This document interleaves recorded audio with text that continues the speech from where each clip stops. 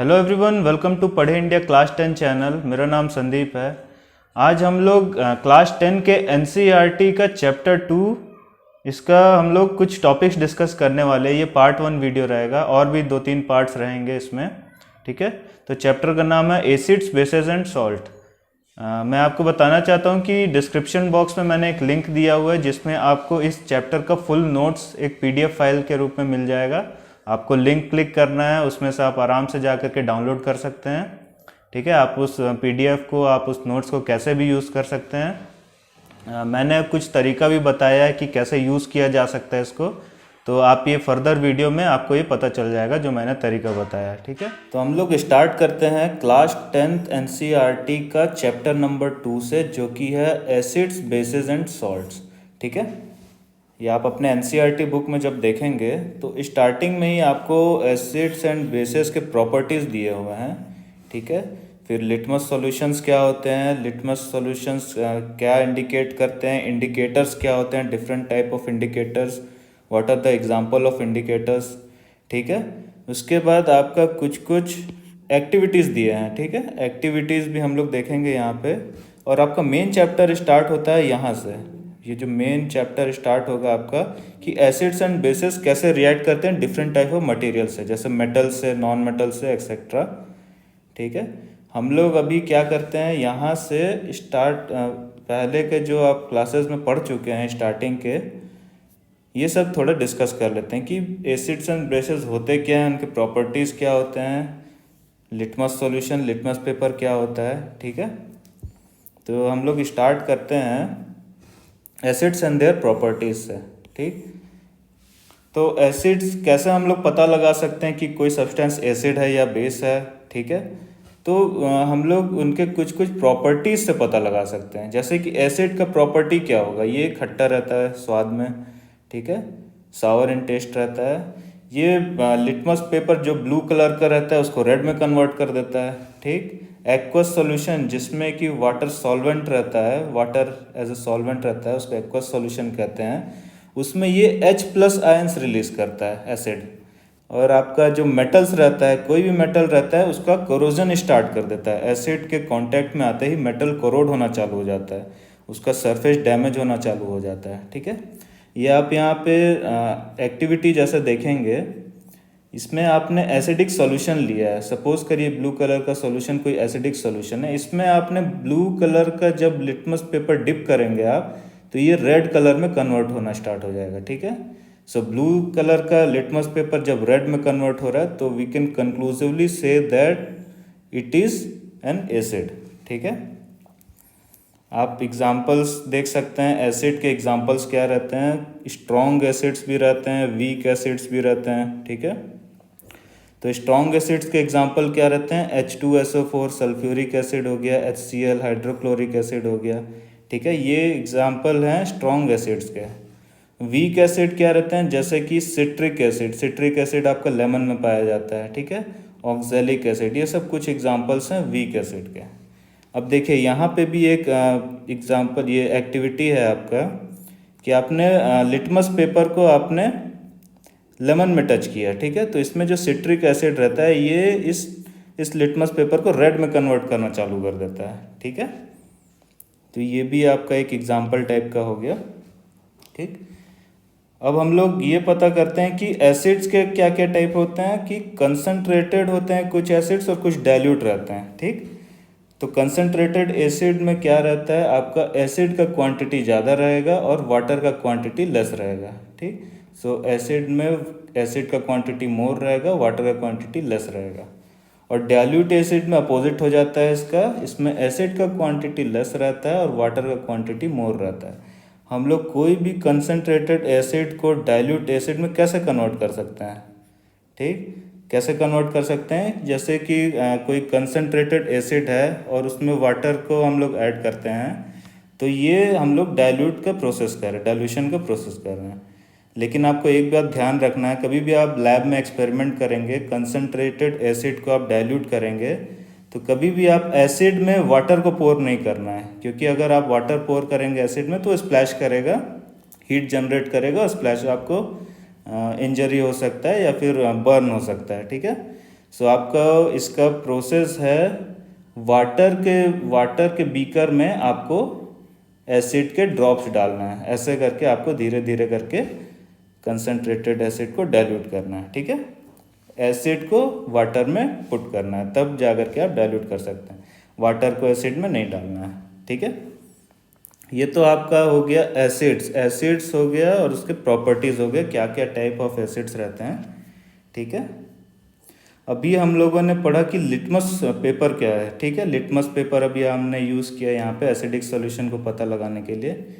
तो ये litmus paper बनता कैसे है, लिटमस होता क्या है, ऐसे ही आपको क्वेश्चंस फॉर्म करना है।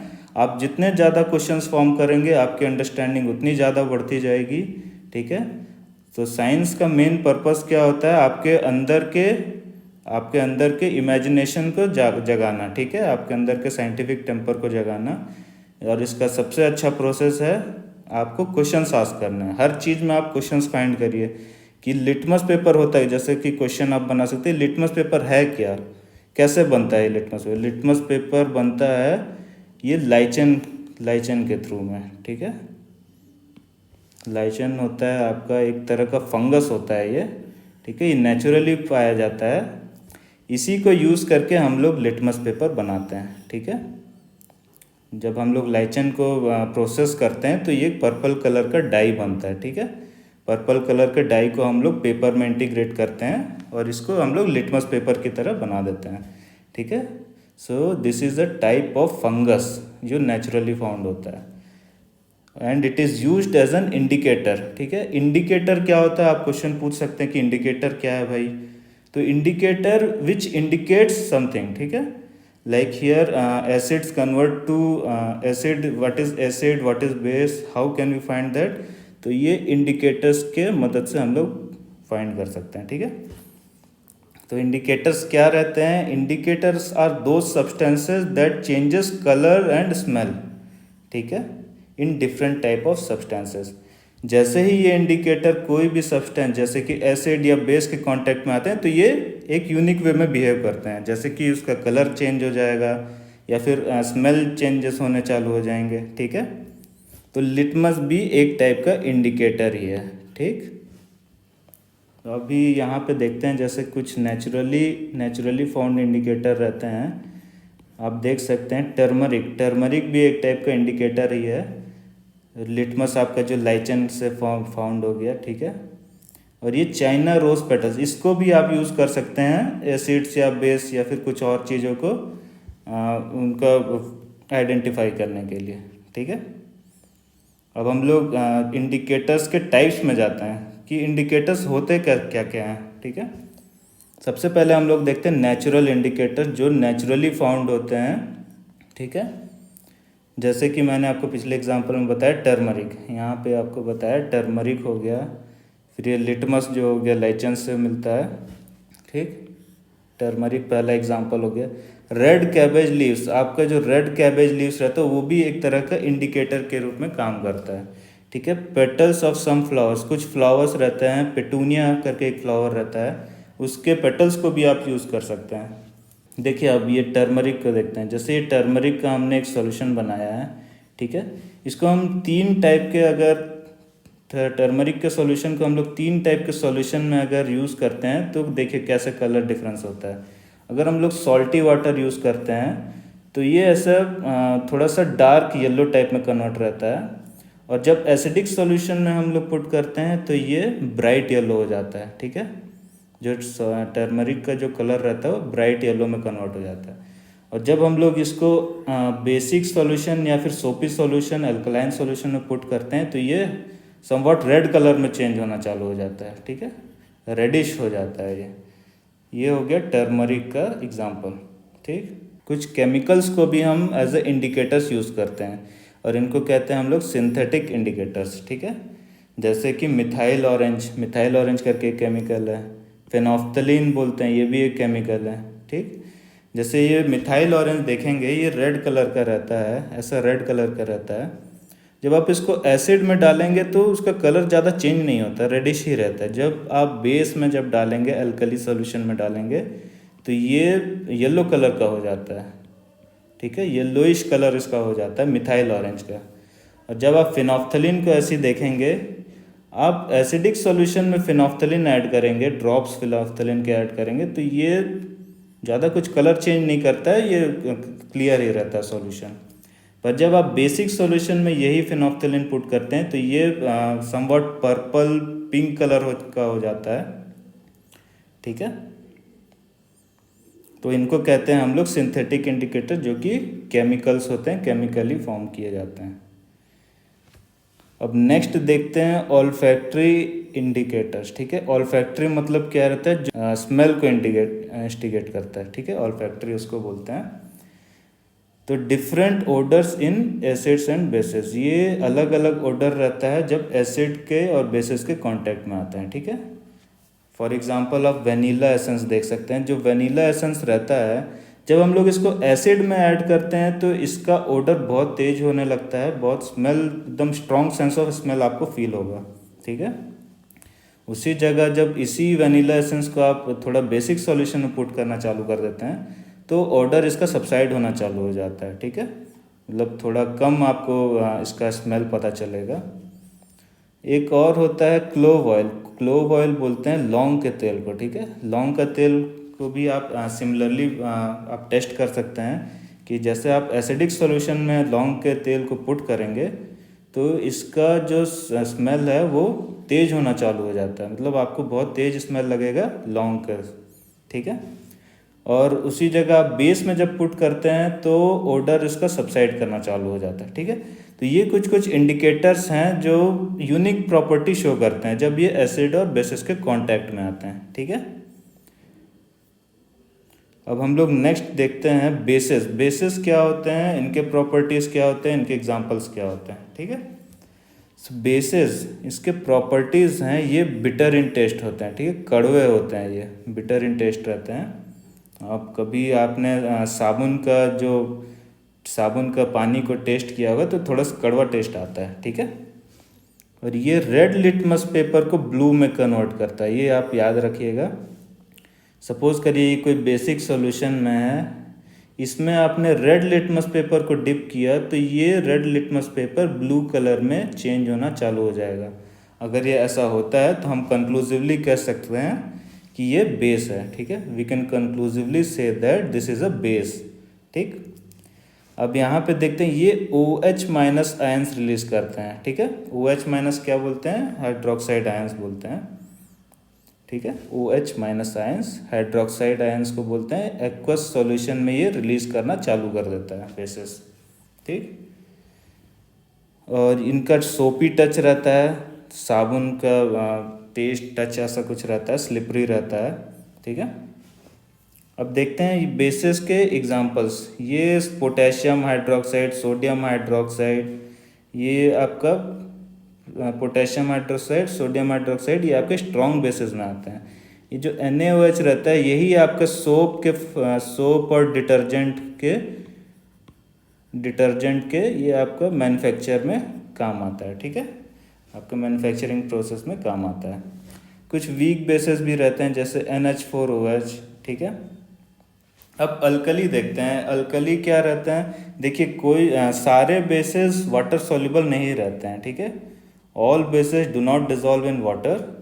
और जो बेस आपका वाटर में सॉल्युबल है, ठीक है, उन्हीं को हम लोग अल्कली कहते हैं। Bases which are soluble in water those are called alkali, ठीक है। फॉर एग्जांपल NaOH, ठीक। सोडियम हाइड्रोक्साइड आपका अल्कली रहता है, ठीक है। तो यहाँ पे मैंने आपको डिस्कस कर दिया ये जो स्टार्टिंग में जितने भी पॉइंट्स यहाँ पे बताया गया आपके NCERT बुक में, ठीक है। ये कुछ कुछ आपके एक्टिविटीज़ है, ये आप अपने से टेस्ट कर सकते हैं। जब आप लेबोरेटरी में जाएंगे तो ये कुछ एसिड्स को आप यूज़ करके आप ये सब टेस्ट कर सकते हैं, ठीक है। ये ऑनियन वाला टेस्ट है, जो फाइनली चॉप्ड ऑनियन वाला टेस्ट है, ये आप अपने घर में भी कर सकते हैं, ठीक है। आपके पास अगर एसिड्स और बेसिस होंगे। बेसिस तो खैर आपको मिल ही जाएंगे, ठीक। जैसे कि आप कॉस्टिक सोडा यूज़ कर सकते हैं, baking powder, baking soda use कर सकते हैं, ये सब बेसिस ही रहते हैं। तो ये वाला एक्टिविटी आप घर में भी कर सकते हैं, ठीक है।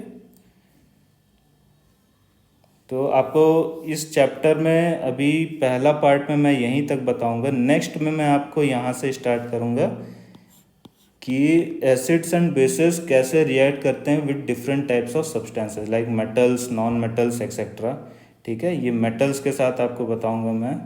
ठीक, कुछ कुछ एक्सपेरिमेंट्स रहेंगे। फिर metal carbonates, metal hydrogen carbonates कैसे रिएक्ट करते हैं एसिड्स और बेसेस के साथ। एसिड्स एंड बेसेस अपने आपस में कैसे रिएक्ट करते हैं ये भी बताऊंगा मैं आपको। ठीक, मेटालिक ऑक्साइड से कैसे रिएक्ट करते हैं ये सब बताऊंगा। नॉन मेटालिक ऑक्साइड से कैसे रिएक्ट करते हैं। ठीक है, ये आपका नेक्स्ट उसमें नेक्स्ट पार्ट वाले में आएगा वीडियो के। आपको क्या करना है, यहाँ पे आप कितने टाइप ऑफ क्वेश्चंस बना सकते हैं। ठीक है, ये आपको सबसे ज़्यादा हेल्प करेगा। आप जितने क्वेश्चंस आप फॉर्म कर सकते हैं। ये जो नोट्स है आप इसको कैसे यूज़ कर सकते हैं, मैं आपको एक फंडा बता देता हूँ। ये जो नोट्स है आप इसको प्रिंट आउट ले लीजिए। ठीक, इसका कलर प्रिंट आउट लीजिएगा क्योंकि कलर्स आपको अच्छे लगेंगे जो मैंने यहाँ यूज़ किया है। कलर प्रिंट आउट आप लीजिए और जैसे ही आप पहला एक एक पेज लेंगे, इसके पीछे पेज के पीछे वाले पार्ट को आप ब्लैंक ही छोड़िएगा। ठीक है, जब आप प्रिंट आउट के लिए बोलेंगे तो एक ही साइड में प्रिंट आउट लेना है।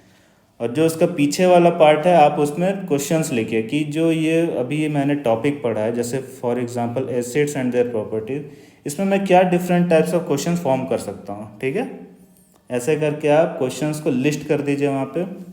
अगर आप क्वेश्चंस पूरे लिस्ट कर पा रहे हैं, सारे क्वेश्चंस आप बना पा रहे हैं, तो मतलब समझिए कि आपकी अंडरस्टैंडिंग बहुत सॉलिड हो गई है इसमें।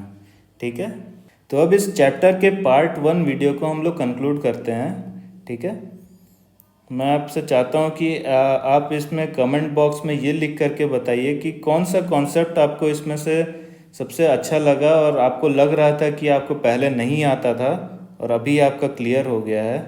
ठीक है, आप इसमें कमेंट बॉक्स में आप लिख करके बताइए। और इस वीडियो को जितना ज़्यादा से ज़्यादा आप शेयर कर सकते हैं अपने फ्रेंड्स के साथ, ठीक है, उतना आप करिए, क्योंकि हो सकता है ये वीडियो किसी के काम आ जाए, ये नोट्स किसी के काम आ जाए।